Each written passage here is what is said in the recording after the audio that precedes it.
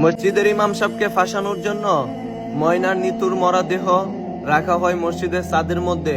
ময়নার বাবা বিদেশ থাকায় ময়নার মা পরকীয়া জড়িত ছিল তার চাচার সাথে। এক পর্যায়ে তাদের উলঙ্গ দৃশ্যগুলো ময়না দেখে ফেলাতে ময়নাকে তার মা তার একটি কান কেটে দেয়।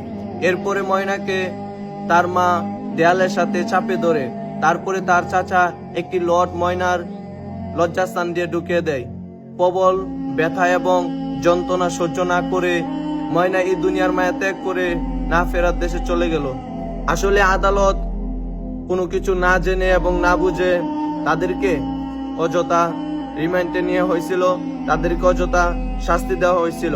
কিন্তু মূলত ঘটনা হলো তার মা এবং তার চাচা ওই ময়নাকে মেরে মসজিদের ইমাম সাহেবকে ফাঁসানোর জন্য ওই মসজিদের ছাদের মধ্যে রেখে আসছে।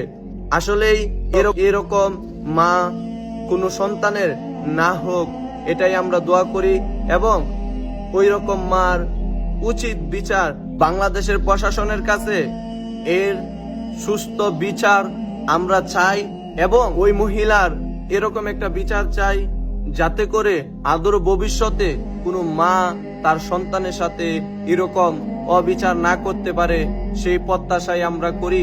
এবং আমার বোন ময়নাকে যারা হত্যা করেছে, যারা ওকে কষ্ট দিয়ে মেরেছে, তাদের উচিত বিচার এই বাংলার জমিনের মধ্যেই হবে।